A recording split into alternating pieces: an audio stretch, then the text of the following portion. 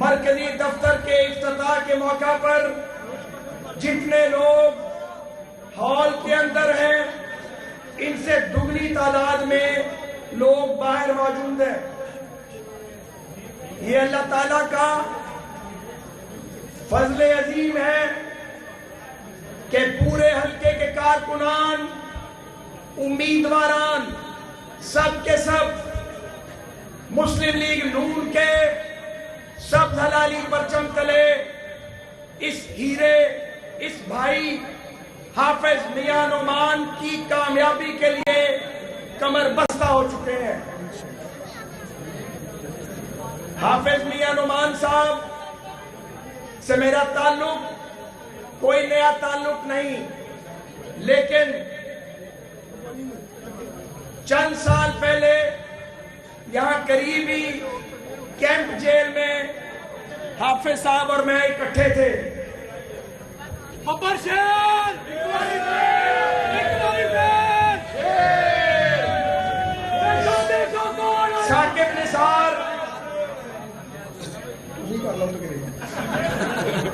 ثاقب نثار قمر باجوہ اور عمران خان کی شیطانی مثلث کے اتحاد کے نتیجے میں جب 2018 کا الیکشن چوری کیا گیا، اس کے بعد چن چن کر مسلم لیگ نون کے رہنماؤں کو انتقام کا نشانہ بنایا گیا. اس دور میں حافظ میاں نعمان اور ان کا خاندان استقامت، پامردی، عزیمت اور جرت کی مثال بنے رہے. ان کے پائے استقلال میں لغزش نہیں آئی. سارا شہر جانتا ہے کہ ان کا تعلق ایک باوقار، معزز اور ایک نیک گھرانے سے ہے. میاں نواز شریف اور میاں شہباز شریف نے اپنی جماعت کے ایک نہایت قیمتی ساتھی کو، حافظ میاں نعمان کو اس حلقے کی نمائندگی کے لیے منتخب کر کے آپ کی خدمت میں بھیجا ہے. میرے ساتھیوں، بہنوں، بھائیوں، نوجوانوں، بزرگوں، سب کے سب 18 ستمبر کو شیر کی کامیابی کے لیے کمر بستہ ہو جاؤ، کیونکہ جب شیر آتا ہے تو پھر پاکستان کو مضبوط کرتا ہے. جب شیر آتا ہے تو پاکستان میں کاروبار کا رکا ہوا پہیہ چلنے لگتا ہے. جب شیر آتا ہے تو پھر پاکستان کا دفاع اور سلامتی مضبوط اور محفوظ ہاتھوں میں چلی جاتی ہے. جب ہمیں ٹی ڈی ایم کے دور میں یہ حکومت چلانی پڑی تو ماضی کا گند اور ان کے گند کا ٹوکرا ہمیں اپنے سر پہ اٹھانا پڑا.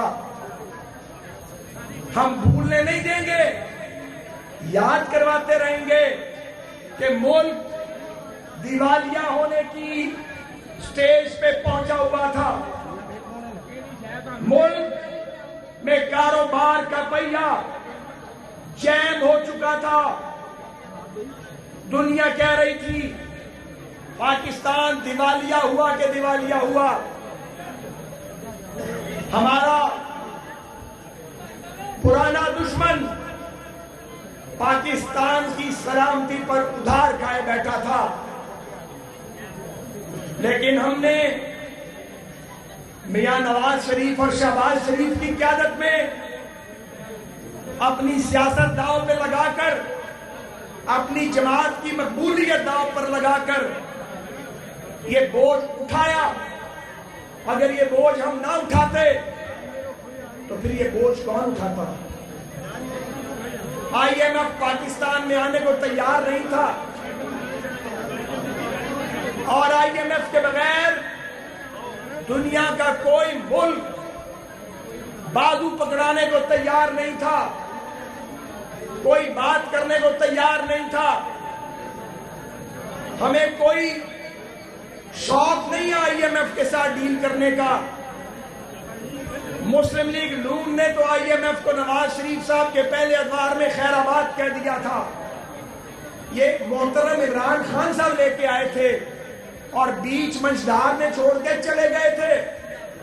کوئی قوم ہم پہ اعتبار کرنے کو تیار نہیں تھی۔ مجھے یاد ہے میں ایویشن اور ریلوے کا وزیر تھا، جہازوں کو لیز پہ لینے کے لیے ہم مارے پھرتے تھے، کوئی جہاز کا ایک انجن بھی ہمیں لیز پہ دینے کے لیے پاکستان کو تیار نہیں تھا۔ یہ حالات تھے، لوگ خودکشیاں کر رہے تھے۔ یہ آج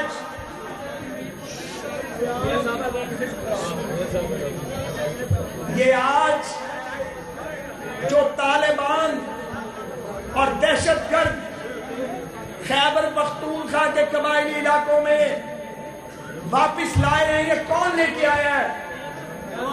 یہ تو ضرب عضب کے نتیجے میں یہ تو بھاگ گئے تھے، امن آ گیا تھا، لیکن آرمی پبلک سکول کے بچوں کے قاتلوں سے مذاکرات کرنے کے شوق میں انہیں واپس لایا گیا، اور آج پھر پاکستان کی افواج، سیکیورٹی ادارے، عوام سب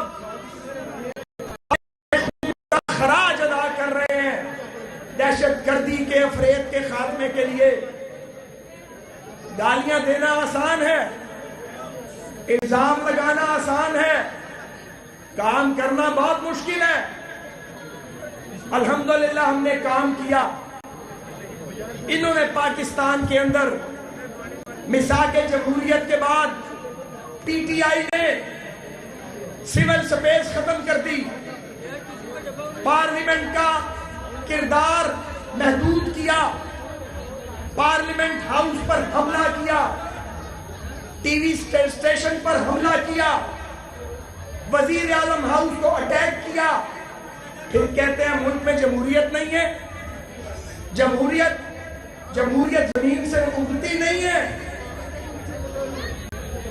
جمہوریت بونی پڑتی ہے، اس کی آبیاری کرنی پڑتی ہے، لیکن اگر کوئی اس پودے کو نکال کے دوبارہ لگانے کی کوشش کرے گا تو وہ پودا مر جاتا ہے۔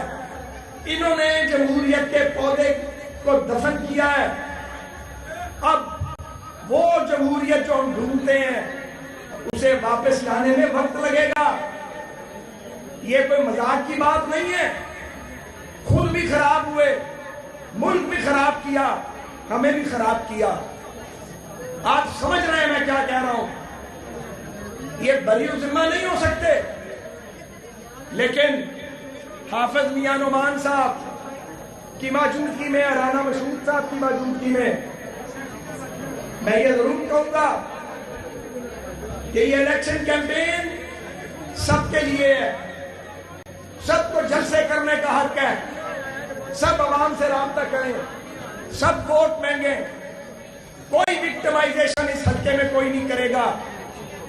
حافظ میاں نعمان صاحب کے ہوتے ہوئے کوئی وکٹمائزیشن نہیں الحمدللہ ہو سکتی، سب لیکن کھلی الیکشن کیمپین چلاؤ، کوئی گلا نہ رہ جائے، جلسے کرو، تقریریں کرو، کیمپین کرو،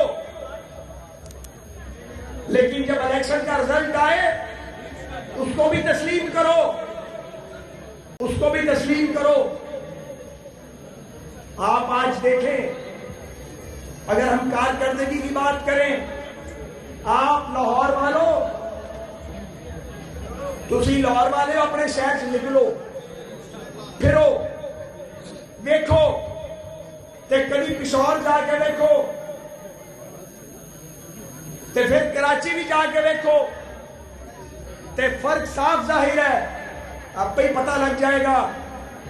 18ویں ترمیم تو بعد کوئی صوبائی حکومت یہ نہیں کہہ سکتی فنڈ نہیں ملیا، اختیار نہیں ملیا، کام کرنے کا موقع نہیں ملیا۔